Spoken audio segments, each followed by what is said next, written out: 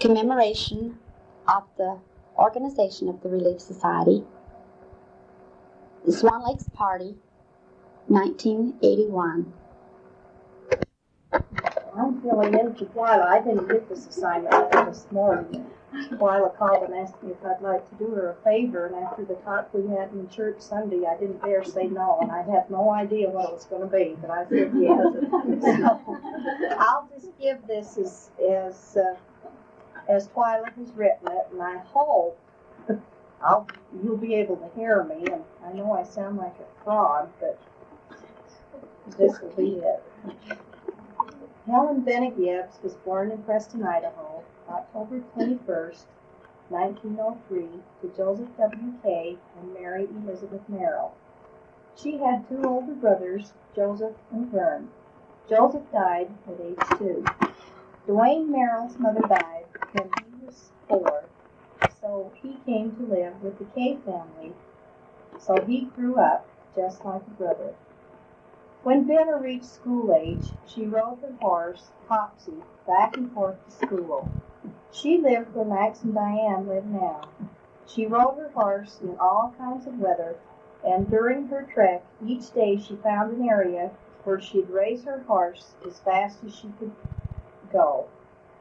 She said that also they walked sometimes. There were 3 that graduated from the 8th grade: Wallace Jones, Robert Quigley, and Venna. She attended high school at Preston in the Oneida Academy.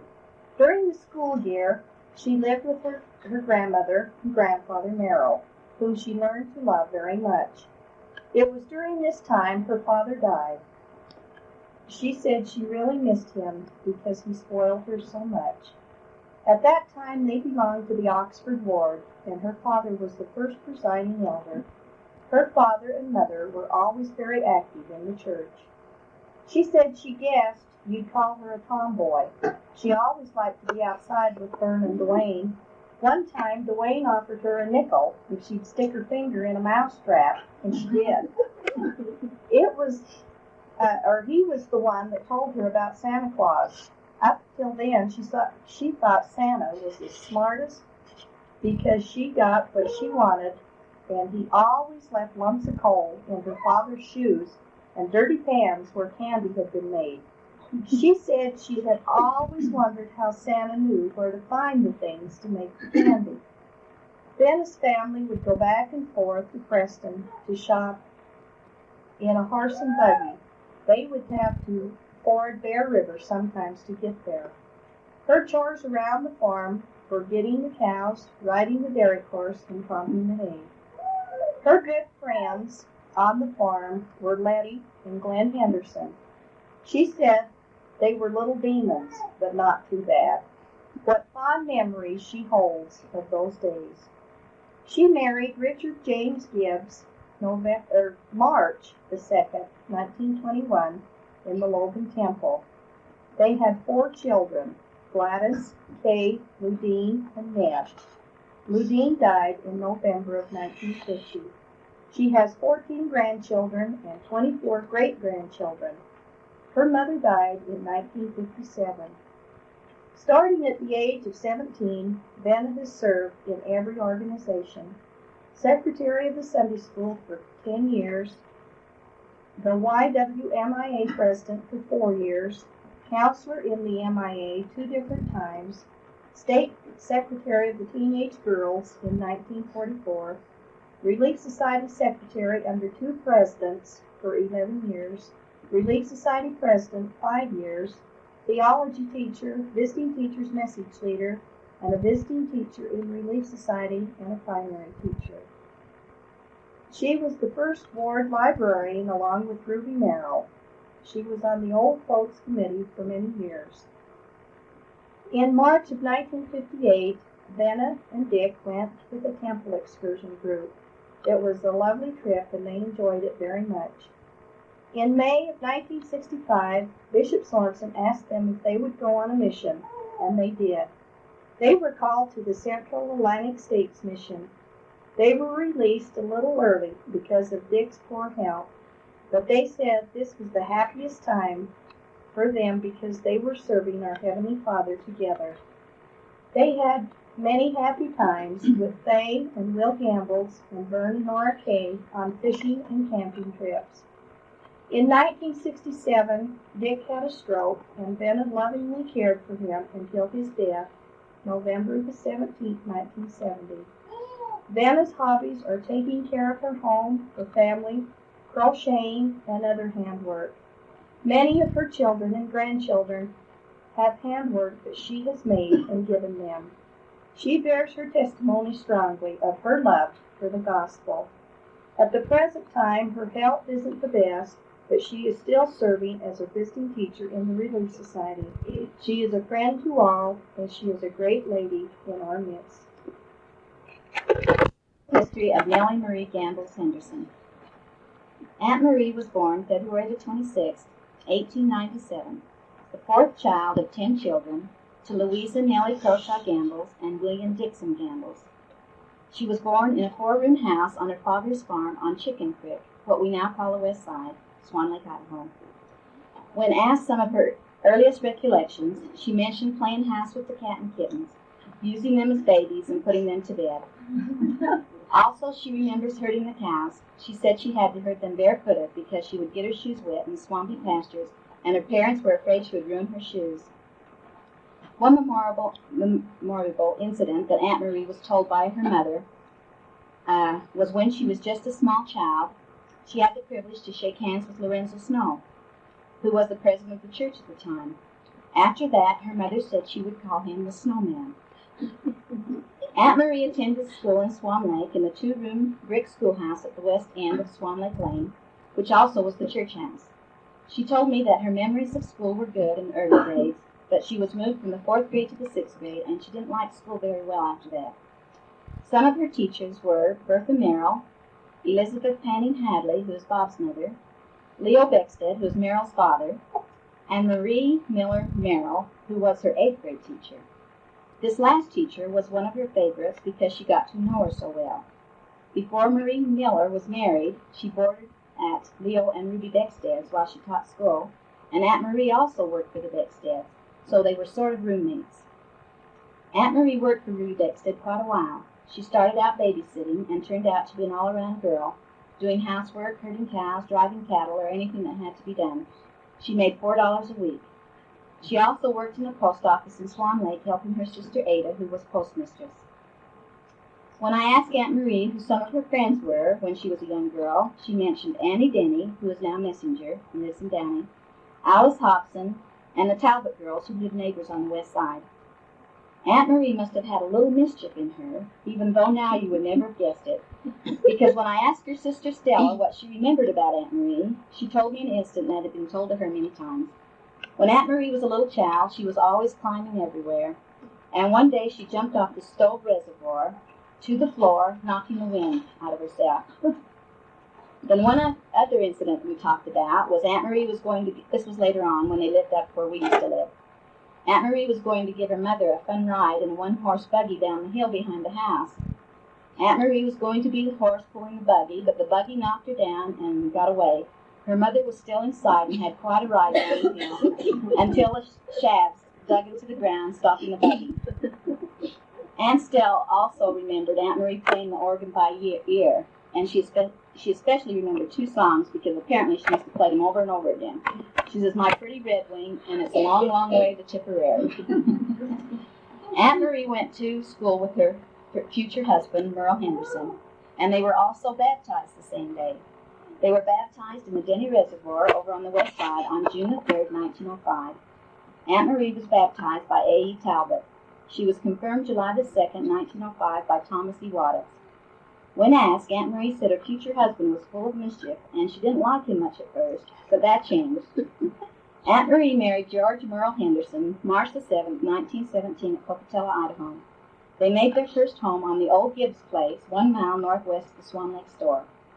Aunt Marie has a pretty painting of this first home hanging on her wall in her living room, if you ever get a chance to see it. It was a gift from her son Lavelle. It was a one-room log house, and Aunt Marie said they fixed it up quite nicely. Half of it was linoleum, the kitchen side, and the other half, the front room bedroom side, was carpeted. Uncle Merle's mother had woven the carpet and had given it to them. Aunt Marie remembers having one cow, and it seemed to produce a lot of butter. Also, they had some chickens, which her father had given to them, so she sold the extra butter and eggs for a little supplemental income. Aunt Marie said she moved many times in her early life. They lived in Cottonwood one year, working for Eli Beckstead, feeding cattle in the winter and putting hay up in the summer. She recalls it was a miserable winter. They didn't get out very often, only by horse and sleigh. But their final move came in 1933 when they purchased the Richard Bailey place. This is the place that Aunt Marie now lives. Their last child and only daughter, Doreen, was born there. They had 5 boys prior to this: Lavelle Merle, Ray G., Eugene, Myron, better known as Pete, and Eldon Dale. When the children were growing up, Aunt Marie recalls, they would buy their clothes in the fall when they sold their wheat, and that would have to do until the next fall. So Aunt Marie remembers doing lots of patching and making over. She recalls making 4 overcoats one winter for the boys out of discarded coats. Uncle Merle and Aunt Marie went on many trips together. They drove back east to see Lavelle and family many times, also to Arizona several times, and California many times to visit their daughter Doreen and family. Uncle Merle and Aunt Marie went to the Logan Temple on April 19, 1935, and had their family sealed to them. She was a Relief Society magazine representative from December 16, 1922, until the time that it was dissolved. And I'm not sure about the time. Does anybody know the time it was dissolved? It was when I was in the Relief Society president. But now, let's see, what did I do? 1970. I guess 70. I think about that. I was just going back in my mind, and I was thinking it was close to 1970, which would make this a job that she had for close to 50 years. 28. She also worked in the MIA in primary, and in 1979 she was honored for being a visiting teacher for 50 years or more. One of the hardest times in her life, Aunt Marie says, was when her husband of almost 43 years passed away suddenly. Uncle Merle died January the 20th, 1960, of a heart attack. Also another sad time was when her third son, Eugene, was killed March 4th, 1945, during World War II at Iwo Jima. Her remaining children are Lavelle, who is a doctor of science and a vice president of the College of Chemistry at the University of Minnesota, and lives in St. Paul, Minnesota. He also serves on 2 national boards, the National Nutrition Board and the Land Grant College Board. Then there is Ray, who we all know, who lives here in Swan Lake and owns the family farm now. And he also serves on the board of directors at the Downey State Bank. And there's Pete, who trains horses and lives at Pocatello. Dale, who works for Mountain Dale Telephone and lives at Boise and is presently Elders Quorum president there. And Doreen, who is married to Ken Curtis and lives in Newberry Park, California, and she works as a big bookkeeper for her husband's company. Aunt Marie has 21 grandchildren and 14 great-grandchildren, with 2 more on the way. Aunt Marie, you have had a full and good life, and your children love you, and I wrote to each one of your children and asked them to send back a tribute to you, and I'd like to read those to you. Quit crying. First, I'll read Lavelle's. These were very great. She says, Mother has been the ideal mother. She had a way of urging and motivating her children without creating animosity which comes from needling or bugging, as it is described by today's generation. She was patient and seldom lost her temper or used a cross word. She acquired a jovial, good-natured approach to things which characterized both her father and mother. Conversation with any of the 3 of them was punctuated with frequent laughter.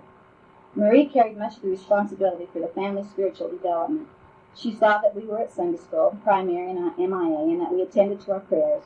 She taught us proper respect for church leaders by the example she set.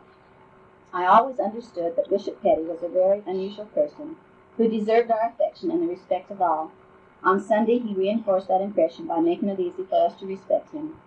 Fortunately, Merle father provided the side of our development Mother could not have emphasized. He taught us about horses, fishing, hunting, and baseball. I guess the most important thing Mother did for us was to teach us the importance of being energetic and busy, how to work. She always had tasks for us, no matter how young we might be. While I harrowed at age 10, Ray milked cows at age 8, we both washed Jean's and Pete's diapers, weeded the garden, and carried wood and water. For many years, the flock of laying hens kept us in spending money. When we were older, Mother gave us her quiet but firm support in whatever we chose to undertake. I remember that the family car was used regularly for high school debate trips to Blackfoot, Moreland, Montpelier, and Preston. When the Swan Lake branch of the Preston Band was formed by Mr. Fiala, she and Dad dug deep into the scarce cash for $156.30 for saxophone for me. He remembers it right down to the cent. We still get that priceless thrill when we drive into Swan Lake and up the creek to what we know will be the greatest food and hospitality we have enjoyed since the last trip. We can count on apologies for the condition of the house, the quality of the food, and the personal appearance, all of which require no apology because they are all, as they always were, above reproach, and up to our usual high standard of excellence. Next up, we'll read what Ray wrote. Things I remember about my mother. I will always remember the way Mother was able to do white shirts. When I was growing up and quite fussy about my shirt collars, I never had to worry. They were always ready and were done very well. Mother was always a great hand for hot bread and cinnamon rolls. I would go home from school, find a hot pan of cinnamon rolls, sometimes eat the whole pan, but she didn't seem to mind.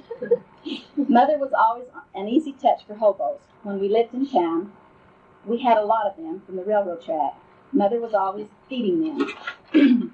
One night, we had a gentleman come while we were having supper. Mother asked him to sit up and eat with us. He said he wasn't hungry, so Mother took a plate of fruitcake she had cut for the family, thinking he would take a piece. Instead, he took the plate and ate the whole thing. While we sat there with our mouths watering, we had quite a laugh over that. Mother always made sure when we were small that we always said our prayers. She would come in our room and not leave until we had.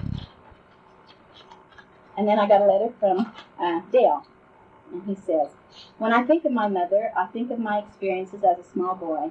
When I came home from school to hot bread and a mother who was always there to greet me, I remember the sacrifices she made so that her children could have some things that they needed. I suppose none of us know how many sacrifices she made on our behalf. I remember her sense of honesty and fairness and her attempts to teach this to us as children. I remember her concern that all of us stay close to the church and keep the commandments. I remember her willingness to work and the clean, beautiful home she kept for us. I remember that she was a good wife to our father. I remember how she encouraged us in our schoolwork. I remember how she worried and wondered when one of her boys was away from home, in the army or so forth. But of all the things my mother taught me that have helped me in my life and my job, the one that has helped probably the most is she taught me how to work. I don't know how any boy could have had a better mother than the one I had. Wherever I go, or whatever I do, I always know that I have one person who is concerned about me and worries about me, and that is my mother. I love and appreciate you very much.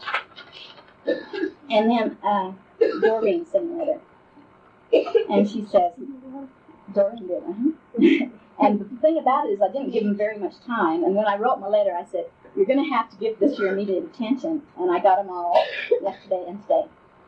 And she says, life at home for me was rather special, since I was the sixth child with 5 older brothers. My mother was extremely pleased to have a girl after all those boys. My mother was always very special and always made life pleasant for me. She is a kind, loving person who taught me to respect others, to always do the best I could in all the things I undertook in life. She taught me honesty, integrity, and dependability. She was always thinking of others and always made anyone who entered our home feel welcome. She was always there when I came home from school, always had a hot, delicious meal on the table, and a listening ear. She is a wonderful mother who possesses all the qualities she taught me plus others. I love her very much, and I don't express that to her often enough. I hope this day is a special one for her. It's been a pleasure doing your history, Aunt Marie, and your children love you.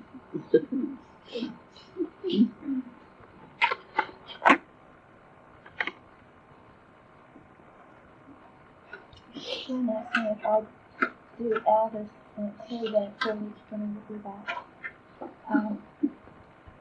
I've wondered many times if I should get to her sooner, and she's been sick, and it's been hard to decide when to go over and ask her. And finally, yesterday I called Betty, and over the weekend she had so much company, and I got the genealogy sheet back from me, and she had all that, and went over and spent most of the day yesterday compiling things. It was really a privilege to visit with Elda and find out more of her history. Okay. Okay. Alda Lucille Hyde was born April 4th, 1901, in Kaysville, Utah, at the Davis Hospital. She was taken to Kaysville to be quarantined until there was no hospital in Downey at that time. Alda's father was John Simmons Hyde, born December 18, 1870, after completing a mission to New York and New Jersey. The New Jersey area, he married Josephine Tennant, who was born January 15, 1875. Josephine was from Cartersville, Georgia. John and Josephine had 2 sons and 3 daughters. John Milton Hyde, born in 1903, is still living in Downey. Mary Venna Hyde, born in 1905. She died of the same tumor at age 31. Keith William Hyde, born 1907, still living in Downey. And Norma Irene. I didn't get her birth and write that down. They're left behind. She died with Bright's disease at age 14. Alda's father died at age 87 and her mother died at age 37 years old. Alda has 2 little brothers, ages 78 and 74, and if I can gather, Alda will be 80 in the next couple of weeks. She'll be 80 years old. Alda's father remarried March 29, 1916. He married Karen Marie Jansen. She came from Denmark with some relatives, the Petersons, whom she was raised by. She was known as Carrie Peterson. John and Carrie Hyde had 3 sons, Wilson, born in 1918, Russell, and Lloyd. Wilson and Lloyd have both died, and Lloyd died in the Veterans Hospital. Alda said that Russell and Lloyd both served in World War I. Russell still lives in Downey, Idaho. Her schooling. Alda was raised in Downey, and the Hyde home was one of the very first homes in Downey right in town. The original home still stands. It has been moved and remodeled and is occupied now by Mrs. Van Leuven. When Alda lived in it, it was painted red, and it was a wood frame home. Alda started school the first year they had a school in Downey. It was also the first year they had a church there. She went to school grades 1 through 8 in Downey. She can remember playing hide and seek in and out of the sagebrush and seeing many coyotes while they played. There were very few homes in town at that time. Most of the children lived on farms surrounding Downey. Alda remembers competing with James Crow, our former state president, in all subjects. James was a year older than Alda, but they always took advantage of him whenever they got a school sick to get ahead of the other in their studies. She especially remembers one time a spelling bee. She was in the 3rd grade and she spelled down the whole school, including all the 8th graders. She was in a one-room house at that time, most of the time. She was, when Alda was in the 5th grade, she remembers they had been living in their new home about a year, which is now President Crittle's home, when her mother died. Just before she died, they had rented an apartment in Pocatello for a while so her mother could be near a doctor. Alda moved up there and went to school for a few months. They also moved to Brother Keith at the same time so she could take care of him because he was so mischievous they couldn't leave him home. Her mother died in the Pocatello Hospital in April. Alda didn't go to school the rest of that year. Alda's Uncle John Owens and Aunt Monty Owens moved in after her mother died. They had 1 daughter that was married in a way and 5 other children who moved in with them and lived there for 2 years. This was during Alda's last few years of grade school. She graduated in Downey. During her last year of school, a school teacher and her future stepmother lived with them, Miss Wilson and Carrie Peterson. And I also made a note of that. So then she said she remembered that her and Russell were the very best runners in the school, too, at one time. Alda went to Davis High School at Kaysville, Utah, her first year. She lived with her great-aunt, Martha Weaver. During this year, her special Aunt Emma died in Downey. She was like a second mother to Alda. Her father called and told her not to come home because there were so many children in Downey with diphtheria. But Alda came home anyway because her Aunt Martha was so special to her.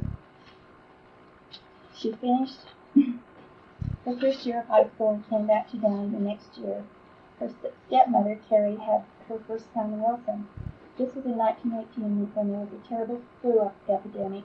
Alda helped take care of Wilson and helped at the home. While everyone was sick, Alda helped clean it up, and she remembered Dr. Pond telling her to fix a big pot of beans and wear a red ribbon around her neck so she wouldn't get flu.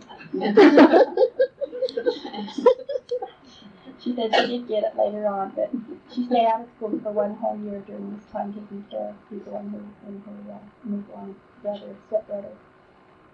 She went to school the next 2 years of high school at Downey, living at home.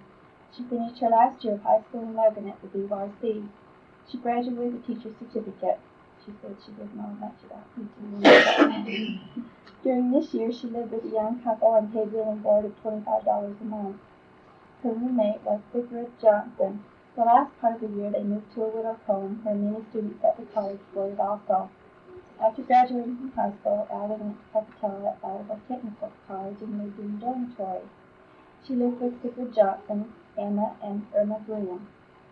She remembers they weren't supposed to have food in the dormitory, so they used to sneak food up all the time to snack on. She went to school here 2 years, plus 9 weeks of summer school each summer during teacher's training. She graduated with a teacher's certificate. Some experiences she remembers at Logan, her last year of high school, is a mouse running in the classroom and all the students on top of their desks except her. When the teacher came back in the room, Alva had caught the mouse. She remembers sitting by Mr. Howe at the Idaho Technical College. He taught in Downey later.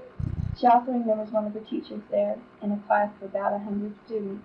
He used to always call roll and call each student Miss or Miss so-and-so, except her. When he came to her name, he always called her Alva Merrill. One day, when she came to the room, her name was on the board to go see the teacher, and she was really frightened. When she went to see him, he told her he thought she ought to change her name because it sounded too much like an undertaker's parlor.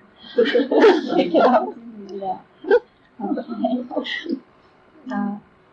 After graduation, Alva taught school in Topaz, which is a little school just before getting to Lava Hot Springs.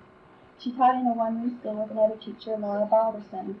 Laura went home to Pocatello on weekends, and Alva came home to Downey on weekends. Many times they double-dated Johnny Bill and Miriam Bill.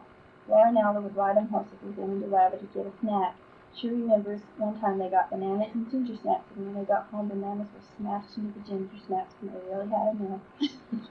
One time she rode clear to Downey with Johnny Bill on his motorcycle. Lots of times she rode the train back home and back. She remembers one time going back to school. She always met her roommate, her teacher Laura in McCammon, and they went on to Lava together. It was on a Sunday night, very late, and Laura didn't come home. And she remembers when she got near their home, she had to walk a mile in real deep snow. It was very cold, and she was frightened to stay alone. She had to teach school alone the next day and found that Laura had been sick and wasn't able to come that day. She remembers being very sore and not being able to walk very good from riding horses so much in that area. One very sad, devastating experience happened to Alva during her first year of teaching. Her two friends, Emma and Irma, were still going to school in Pocatello. They were twins and had never been apart until Emma got very sick and was put in the hospital and died very suddenly with pneumonia. She remembers Emma was buried in her high school graduation dress, and Emma wore hers alike to the funeral.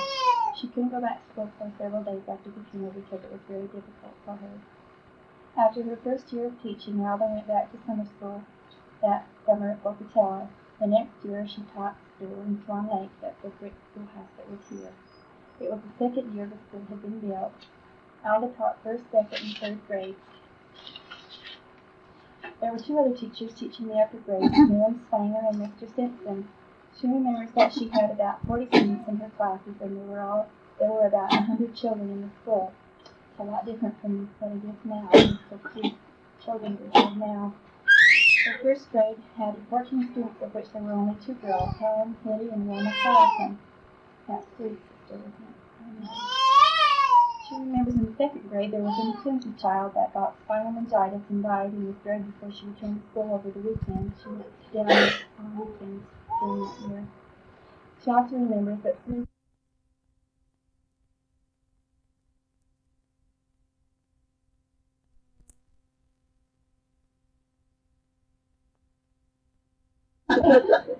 it sounds like him. During the spring of the school year, a young man proposed to her by the name of Edgar Lionel Merrill. She said he proposed to her during the spring because it was when all the kids were restless and wanted to get outside and be out of school, and it was hard to handle them, so Alva said yes. They were married in the fall. September 5th, 1923, in the Salt Lake Temple. They had their honeymoon in Salt Lake. Alda was 23 years old and Lyle was 29 when they were married. She remembers Aunt Helen Thomas giving her a wedding shower and her Uncle Chappie giving her a chamber pot for under the bed, which is very traditional gift for him at that time. She still has it. Lionel, this was his second marriage. He had been married to Nellie Elizabeth Quigley June a few years before. They were married for 2 years, and Elizabeth died with a miscarriage. Lionel and Alda gave birth to 6 children. Lucille born October 21st, 1924. She is married now to Richard Brock. I've got Elmer, is that right? Brock.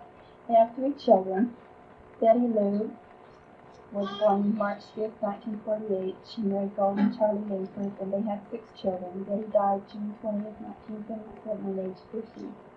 Louis Hyde, born May 16th, 1952. He married Mona Love Peterson, and they had 7 children. Lynn Hyde, born July 6, 1953. He married Faye Fowler, and they have 5 children. Tricia, born May 25th, 1960. She married Glenn Alonzo Ekman. They have 3 children. Joan, born July 29th, 1956, married Reed Winslow Davis, and they have 6 children. All of Lionel and Alda's children were married in the temple, and the total count of their grandchildren is 30, 15 girls and 15 boys. Lionel and Alda have 28 great-grandchildren, with 6 on the way this year. So by the end of the year, she'll have about 34 great-grandchildren. The 6 that she knows.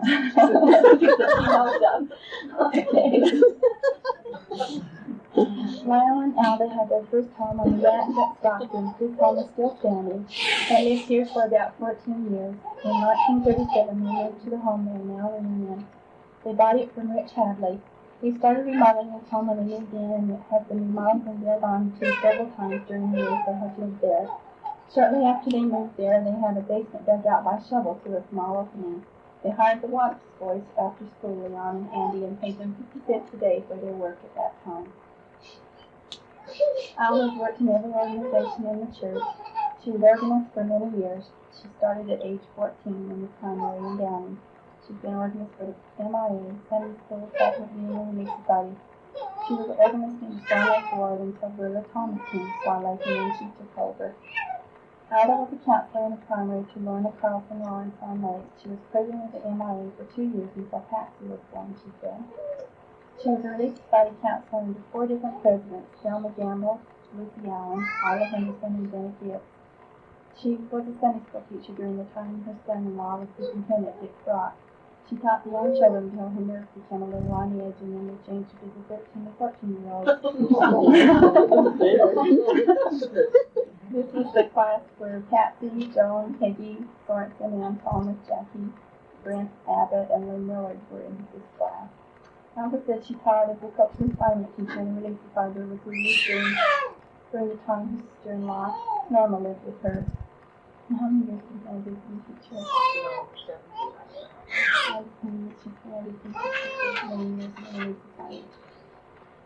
Alda said she kept the teenage girls' records, and I noticed that that's what Dennis said. I had never heard that program called the Teenage Girls Program, but I guess that's what they called it. She kept their records in her home as a secretary for many, many years. I didn't count them up, but they were kept on the girls. Her daughter's age, Betty, when she started as a young girl in MIA until Dan, Gibbs, and Sandra had finished there, so it was a long time. She was released from that position by Bishop Douglas Sorensen. Some experiences she remembers in her church work as a Sunday school teacher. She taught the 5-year-olds. She remembers having a struggle teaching the children songs without accompaniment. She would practice a lot at home to really get it good. And one time she worked on a particular song a long time, and when she presented it to the 5-year-old class on the Sabbath, one of the members said, "Did you make that one up?"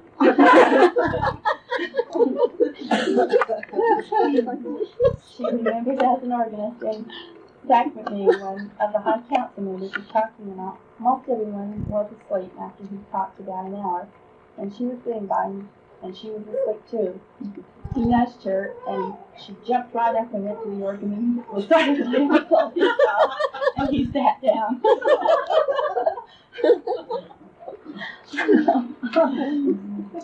She remembers breaking two legs at once, coming down the steps of her son's Lynn's home, just as she was going to Debbie's piano recital in Swan Lake. She had two casts on for 3 months and got along pretty well. Before this, she had surgery to remove a hernia from her esophagus in May of 1969. She had a lot of complications from this ordeal for several years. Alda had her appendix out before Lewis was born in the Logan Hospital. They kept her in the hospital 12 days at that time, and she was really restless wanting to come home.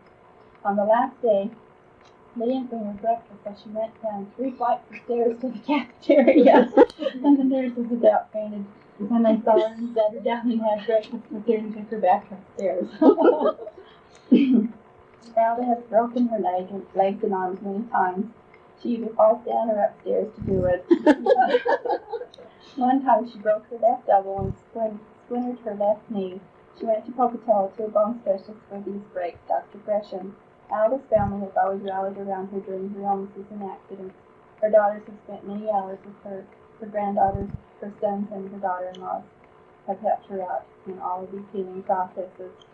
The last few years, Alda had a return of the hernia to her esophagus and more surgery, and is still recuperating from this with the help of her family. Her hobbies: gardening. Over the years, she has enjoyed many hours of gardening and raising flowers, and she misses not being able to do this now. Quilts. She spent many, many hours quilting and giving many beautiful quilts away. All of her grandchildren have a special quilt from her. Crocheting. Alda has done many Afghan shawls and dolls and many other projects in this art. One year she made 20 cakes for her grandchildren and great-grandchildren for Christmas. She has given an Afghan to every one of her great-grandchildren, a baby Afghan. One year she made 50 dolls and dresses. This is the year that Laura Lee Swanson, Peggy Henderson, and Cheryl Thomas were young girls, and she gave 50 of those away one year. Letter writing is a special talent of hers. She used to write many, many letters to her children, and she misses not being able to write them very much anymore. Spiritual experiences. When Betty was ill and had her accident, she said that she was injured the last part of April 1977 in a motorcycle accident. And after many anguishing weeks for the family, the night before she died, June 19th, she remembers her family gathering together, and she asked Golden if he would administer to her and asked that she be released from her pain. Golden gave one of the most beautiful blessings she had ever heard, and it was a very special experience for her. Alda also remembers when she fell and broke her knee and elbow, having Lewis Roberts and Grant Abbott, neighbors, over to administer because Lynn and Lyle were too shook up to do it. She remembers the blessing that Lou Roberts gave and the immediate relief she felt of no more pain until she reached the hospital. Another special event for them was their golden wedding anniversary, 1973. This was a special event for Lyle and Alda. They had all of their family with them at that time. She remembers the night of the party. It snowed very heavy.